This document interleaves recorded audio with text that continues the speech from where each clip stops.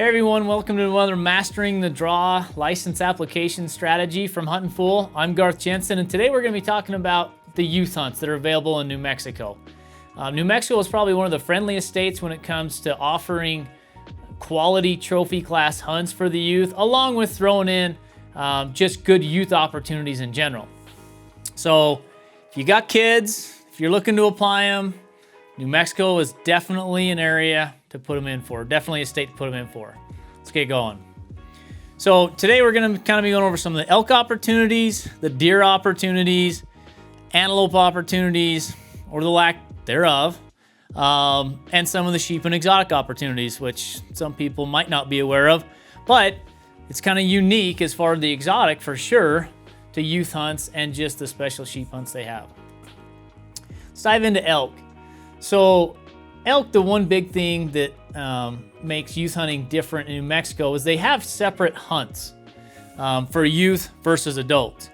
So most all of the hunts that are available for elk hunting happen during different times of the year. Oftentimes the best time of the year. So they'll have the first firearm hunt within that unit, you know, given a muzzleloader or rifle. And also it's a separate draw. I mean, there's no, like I say, there's no other people that are involved in that other than youth. As we touched on the dates, I mean, the dates are just oftentimes the best dates for that. Not always, but most of the time, the first firearm hunt that happens right after the archery hunt, that's the youth hunt. If that, you know, if that unit has a youth hunt, chances are it's going to be the first hunt right out of the gate, so you're going to be closest to the rut.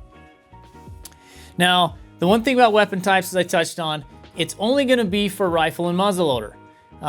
They don't have any archery hunts available, at least for elk, for youth hunts. So if you're looking to apply your kids, just remember they're only for muzzleloader or rifle. And we jump into deer hunting. Same thing, it's a separate hunt from the adults. So same as elk, these are all youth-only draws.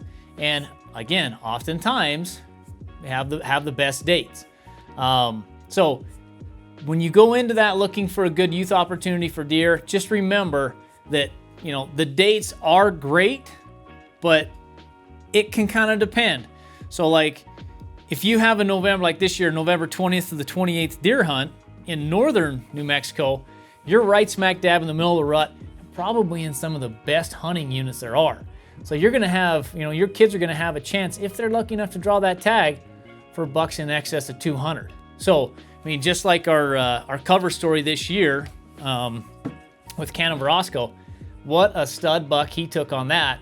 And if you see that, I mean, that's a perfect example of applying in the youth draw in New Mexico and going on a phenomenal hunt for the great dates. Now, when I said different from north to south, once you get into the central and south part of New Mexico, understand that November 20th through 28th, and typically it is that last week in November, that's not necessarily the mule deer rut.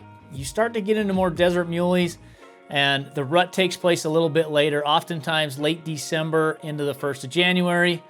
And so at that point, it's a little bit early for any rut activity. Still a good hunt, still the only hunt that's going on at that time frame, just not the rut like you would get in the northern portion.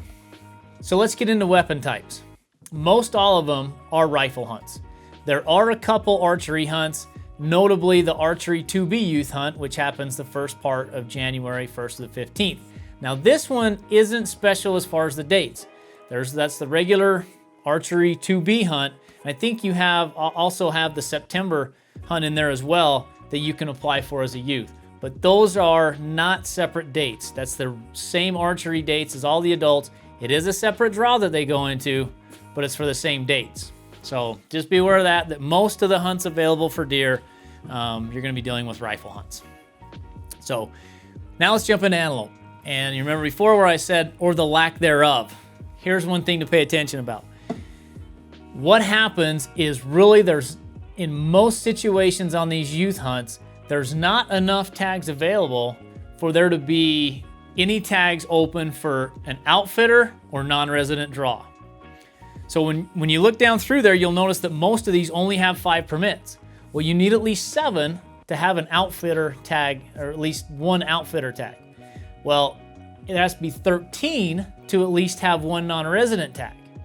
Well, if it's 5, you're getting neither. So just remember to look at this before you go ahead and apply for these youth hunts, because there's so few with tags, these are resident draw only. Now they'll still let you apply, so you can go in there and put your kid in it if you're a non-resident, but just understand you're drawing dead.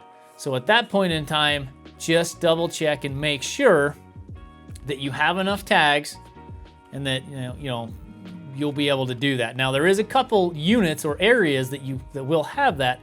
Units 21 and 24, and up in the northeast side of the state, they do have a few areas up there that do have enough tags to where you can have a tag in the outfitter draw, and even enough tags that you can have a tag in the non-resident draw. But just the one thing to make sure of, once you get up in that northeastern part of the state in 21, 24, it's a lot of private land. So you're not going to have that much state land to be able to fall back on and to hunt. And that's going to really restrict where you can and can't hunt. And remember, if you're hunting private land and that's all you're hunting, so say you gain access to some private land in there, in New Mexico, you don't have to go through the draw to hunt antelope on private land. You can just simply go down to your licensed vendor, buy a tag, and then go hunt that private land. So if you're only planning on hunting state land, that's where it's going to be a little bit tricky. And there's just very little state land available up in that part of the state. So let's talk about the sheep hunting and the exotic hunting opportunities for youth. So the youth sheep hunts, they have both Rocky Mountain and Desert Bighorn. This year in the Desert Bighorn area, it's the 𝗙cie𝗶𝗆. It typically always is the 𝗙cie𝗶𝗆. Now, this is the same as most of the other species in that it is a separate hunt from the adult hunt. Now, the adult hunt happens just before this youth hunt takes place, which there's not a lot of tags for that, so it's no reason to get carried away. There's still going to be plenty of opportunity, and it is a separate draw that's only for youth, and they're the only ones in the field during that time frame. Now, the Rocky hunt is in the Pecos. This is a little different because it does take place at the same time as the adult hunt. So they'll be hunting side by side. It is a separate draw pool, but it is the same hunt. The one thing to make sure about, and this is what I tell most people on these sheep hunts, because the way that you apply for sheep is basically your desert. You get 3 choices for a desert and 3 choices for Rocky, but you put one in as a first choice and one as a second choice and then 3 choices. Because these hunts aren't technically considered the best units in New Mexico for trophy quality, this is another better pool to put in for. So put these as a 3rd choice. So you can put, the top 2 areas or the top 2 units for desert and the top 2 units or areas for Rocky, and then put that youth hunt as the 3rd choice, and that way you fill out all 3 hunt codes and they're in for the best opportunity to get drawn. The exotic hunt opportunities in New Mexico, it's only for ibex and oryx. There is no barberry sheep youth hunt. That's probably because there's not enough tags available in some of those units, or it's so easy to draw in a lot of those units, it's not warranted.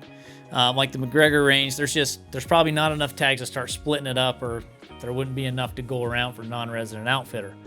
But as far as the ibex and oryx, there's 1 hunt for each species. It is a youth-only hunt. It does take place separately from the adult hunts, which is nice, and they're the only ones in the field.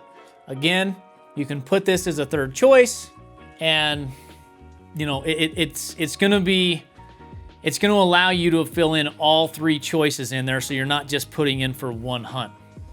So let's dive into the non-resident youth and just what it's going to cost them to apply. So you do have to buy the junior game hunting license, which is non-refundable. You have to buy that in order to apply, but it's considerably cheaper than the adult version of $65. It only comes in at $15. So they're pretty good to the youth when it comes to that. You do have to have a habitat and access fee, which just is another ticky-tack fee that they throw in there for $4. I think it's habitat and access validation. Anyways, that's another one you got to have. And they get another habitat fee on top of that, which Again, just another kind of a conjured up fee that they're just getting a little more money out of you, but it's 10 bucks. So that is required. And then pretty much across the board, all other licenses are the same as adult, you know, and I'll show you the difference in there as you see going down through here. There is some difference in deer and elk, but all the rest of them are the same fees as the adult price. Bighorn sheep is $3,173. Ibex is $1,623. Oryx is the same. Elk, here's where it comes into play. So the elk, the standard is only $548, which there's a high demand and a high quality tag, which is more money than the standard. But for youth hunts, they just charge the standard fee, which is less because now most elk and deer hunts are either high demand or quality hunts. So they just charge the standard price, which is when you look in the regulations, it says S, and that's $548 for elk, and the deer standard fee is $283. So that's nice. Now antelope, there's not a separate high demand and quality designation. They're just all 283 bucks. So youth pricing, they're very good as far as that junior game hunting license. They're very good as far as the overall number of hunts available. You can check that out in the Huntin' Fool magazine. If you're a member, we list all the best New Mexico youth hunts available in our February magazine in the New Mexico State section.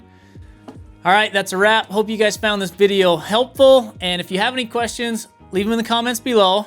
And if you enjoyed this video, remember to subscribe.